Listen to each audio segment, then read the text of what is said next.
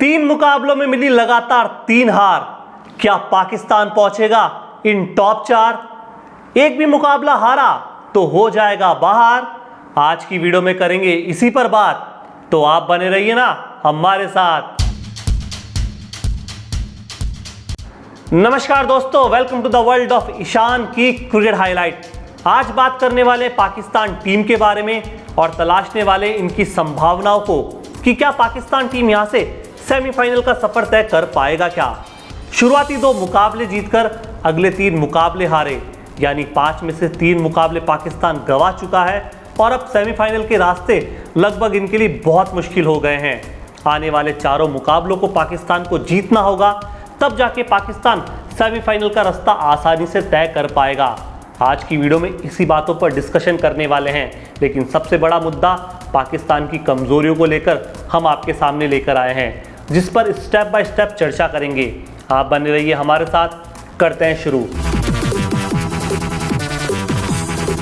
पूरे टूर्नामेंट में पाकिस्तान की सबसे बड़ी स्ट्रेंथ, पाकिस्तान की सबसे बड़ी कमजोरी नजर आई।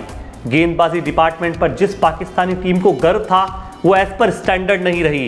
इकोनॉमी 6 से ज्यादा, यानी हर तेज गेंदबाज को हर ओवर में 6 से ज्यादा रन की पिटाई हो रही थी। विकेट के मामलों में स्पिन गेंदबाजों की तो और भी ज्यादा बुरी हालत थी, यानी एवरेज 60 और 90 का था। शादाब खान, मोहम्मद नजवाज और उस्मान मीर को विकेट लेने के लिए 60 और 90 रन खर्च करने पड़ रहे, यानी पाकिस्तान की गेंदबाजी कहीं ना कहीं बिलो द एवरेज और स्टैंडर्ड नजर आई। पावर प्ले में जिस पाकिस्तानी गेंदबाजी का लोहा माना जाता था, पाकिस्तानी गेंदबाजी जहां पावर प्ले में हावी होने की कोशिश करती, इस पूरे टूर्नामेंट में पावर प्ले में ज़्यादा विकेट लेती भी नजर नहीं आई। सबसे बड़ी प्रॉब्लम ये भी रही कि पावर प्ले में पाकिस्तानी गेंदबाजों ने रन भी खूब लुटाए और मिडिल ऑर्डर में पाकिस्तानी गेंदबाज ज़्यादा प्रेशर इस वजह से डाल भी नहीं पाए। कहीं ना कहीं पूरे टूर्नामेंट में ये भी देखा गया कि पाकिस्तानी गेंदबाजों के पास ज़्यादा विकल्प थे ही नहीं, ज़्यादा स्टैंडर्ड्स गेंदबाजी इनकी ओर से देखी नहीं गई। कप्तान सिर्फ शाहीन शाह अफरीदी, हरीश रऊफ पर तेज गेंदबाजी का सबसे बड़ा जिम्मा डाले हुए थे। हालांकि हसन अली एक एक्सपीरियंस के तौर पर दिख रहे थे, लेकिन मोहम्मद वसीम जूनियर बाहर ही बैठे रहे, एक भी मौका नहीं मिला। पाकिस्तान की गेंदबाजी में बहुत सारी कमजोरियां निकल कर आई। दूसरे सबसे बड़ी बात थी कि जो खिलाड़ी 50 ओवर के स्टैंडर्ड को समझ ही नहीं पाए, जो खिलाड़ी 50 ओवर फॉर्मेट के लिए फिट ही नहीं थे, उन्हें स्क्वाड में शामिल किया गया और अब प्लेइंग 11 का हिस्सा बनाकर उन्हें मैच खिलाया जा रहा है। उस्मान मीर को 2 मुकाबले खेलने का मौका मिला, जिसमें उन्होंने 137 रन लुटा दिए, 9 से भी ज़्यादा की इकोनॉमी में। सिर्फ 1 मुकाबले में विकेट मिला, लेकिन सबसे बड़ी प्रॉब्लम ये भी रही कि उस्मान मीर बतौर फील्डर भी थोड़े से साधारण नजर आए। शॉट शकील T20 के खिलाड़ी कहे जाते थे, लेकिन 50 ओवर फॉर्मेट में इन्हें एंड वक्त पर पाकिस्तान की टीम में शामिल किया गया और सिर्फ 10 मुकाबलों का इनके पास अनुभव है और पाकिस्तान के सबसे बड़े मिडिल ऑर्डर की जिम्मेदारी इन पर आ चुकी है। तीसरी सबसे बड़ी प्रॉब्लम ये भी है कि कप्तान Babar Azam as per standard नहीं दिखे, कप्तानी में पूरी तरह से फेल नजर आए। सबसे बड़ी प्रॉब्लम प्लेइंग 11 के सिलेक्शन को लेकर ही है। ऑस्ट्रेलिया के खिलाफ जो मुकाबला था, वहाँ पे शादाब खान जैसे गेंदबाज को बाहर बिठा के उस्मान मीर को यहाँ पे शामिल किया गया। शामिल तो किया गया, उस्मान मीर ने एक इम्पॉर्टेंट कैच भी छोड़ा और बहुत ज़्यादा पिटाई भी उनकी हुई। दूसरे मुकाबले में क्या हुआ, चेन्नई के जब मैदान पर मुकाबला था, लेफ्ट आर्म स्पिनर्स गेंदबाज यहाँ पर सफल होते हुए दिख रहे थे, तो ऐसे में शादाब खान को शामिल तो किया गया, लेकिन उस्मान मीर की जगह आपने बैठा दिया यहाँ पे मोहम्मद नवाज को, जो मोहम्मद नवाज चेन्नई की पिच पर असरदार साबित हो सकता था, राइट हैंड बैट्समैन के लिए विकेट लेने वाला साबित हो सकता था, आपको एक ब्रेक थ्रू दिलाने वाला गेंदबाज बन सकता था। ऐसे में आपने मोहम्मद नवाज को ही बाहर बैठा दिया और नतीजा ये निकला कि अफगानिस्तान जैसी टीम ने पाकिस्तान को हरा दिया। कहीं ना कहीं लगातार बॉलिंग चेंजेस में एडिशनल बदलाव नहीं करना बाबर आजम की सबसे बड़ी कप्तानी की कमजोरी भी नजर आई। ये भी देखा गया कि सही समय पे सही गेंदबाजी का विकल्प ना चुनना पाकिस्तान की सबसे बड़ी कमजोरी भी रही और लगातार अपोजिशन इन पर हावी होता हुआ भी नजर आया।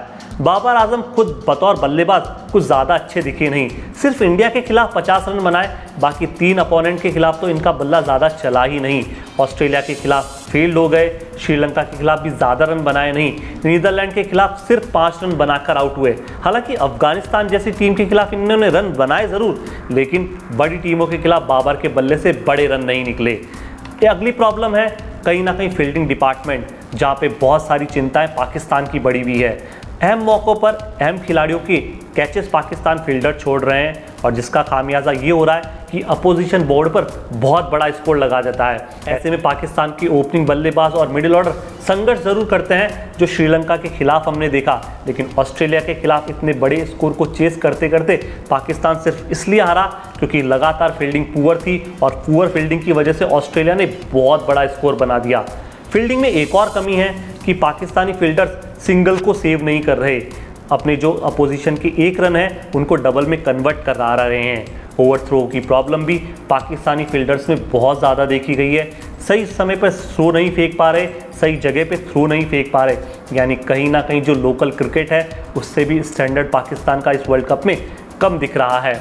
एक और बड़ी प्रॉब्लम यह है कि की प्लेयर्स एज पर स्टैंडर्ड नहीं खेल रहे, जिसमें शाहीन शाह अफरीदी और हरीश रौफ का नाम आता है। जो शाहीन शाह अफरीदी वर्ल्ड कप और एशिया कप से पहले पावर प्ले में लगातार विकेट ले रहे थे, जिन्हें पावर प्ले में सबसे खतरनाक गेंदबाज माना जा रहा था, वो शाहीन शाह अफरीदी इस वर्ल्ड कप में पावर प्ले में विकेट लेस लग रहे हैं।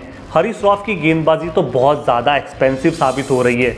विरोधी बल्लेबाज इनकी गेंदों की स्पीड पर इतनी ज़बरदस्त इनकी पिटाई कर रहे हैं कि हर मुकाबले में ये लगभग 6.5 और 7 की इकोनॉमी से रन पिटाते हुए आ रहे हैं। मोहम्मद नवाज और शादाब खान की गेंदबाजी का तो क्या कहना।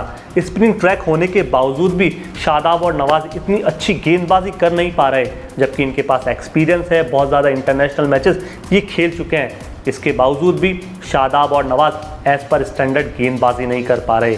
सबसे बड़ी प्रॉब्लम इफ्तिकार अहमद की भी है। एशिया कप में तो ठीक ठाक प्रदर्शन था, लेकिन यहाँ पे इतना अच्छा प्रदर्शन नहीं किया। सिर्फ अफगानिस्तान के खिलाफ रन दिखते हैं, बाकी 4 मुकाबलों में 20 की एवरेज से रन बनाते हुए आए, जो सबसे बड़ी प्रॉब्लम पाकिस्तान के मिडिल ऑर्डर और फिनिशर के तौर पर इफ्तिकार अहमद के रूप में भी महसूस की गई। अब दोस्तों पॉइंट्स टेबल पर नज़र डाल लेते हैं। पाकिस्तान अभी नंबर 6 पायदान पर खड़ा है और कहीं ना कहीं पाकिस्तान 5 मुकाबलों में से अपने सिर्फ 2 ही मुकाबले जीता है। रन रेट भी माइनस में है। ऐसे में आने वाले 4 मुकाबलों में पाकिस्तान को जीत हासिल करनी होगी और आने वाले चारों मुकाबले बहुत क्रूशल है। पाकिस्तान सेमीफाइनल में कैसे पहुंच सकता है, इस पर डिस्कशन कर लेते हैं। पाकिस्तान को अगले आने वाले चारों मुकाबलों को जीतना होगा, तब जाके पाकिस्तान आसानी से सेमीफाइनल में पहुंच सकता है। हालांकि रन रेट का मैटर तो यहाँ भी रहेगा, लेकिन अगर मान लीजिए पाकिस्तान एक भी मुकाबला हार जाए तब भी पाकिस्तान के चांसेस बहुत अच्छे हैं। लेकिन फिर पाकिस्तान को यह है कि जो 3 मुकाबले जीते, बहुत बड़े मार्जिन से जीते, तब जाके उनके बहुत अच्छे चांसेस बनेंगे सेमीफाइनल में जगह बनाने के। आने वाले मुकाबलों में की प्लेयर्स का रोल बहुत इंपॉर्टेंट है। इसमें आप बाबर आजम का नाम शामिल कर लीजिए, शाहीन शाह अफरीदी, हरीश रौफ, इफ्तिकार अहमद। इन खिलाड़ियों को प्रदर्शन करना होगा, रन बनाने होंगे, विकेट चटकाने होंगे, तब जाके पाकिस्तान अगले 4 मुकाबलों को जीत पाएगा या कम से कम 3 मुकाबले तो अपने नाम कर ही पाएगा। कहीं ना कहीं पाकिस्तान को अब आने वाले मुकाबलों में दूसरी टीमों के रिजल्ट्स पर भी निर्भर रहना होगा, तब जाके पाकिस्तान कहीं ना कहीं अपनी स्थिति को खुद को सेमीफाइनल में देख पाएगा, टॉप 4 में इनकी जगह बन पाएगी। ये तो थी दोस्तों हमारी रिपोर्ट पाकिस्तान के लिए। आपको क्या लगता है कि पाकिस्तान इस बार सेमीफाइनल में पहुंच पाएगा क्या? कमेंट बॉक्स में अपनी राय ज़रूर दें। शुक्रिया, बहुत बहुत धन्यवाद।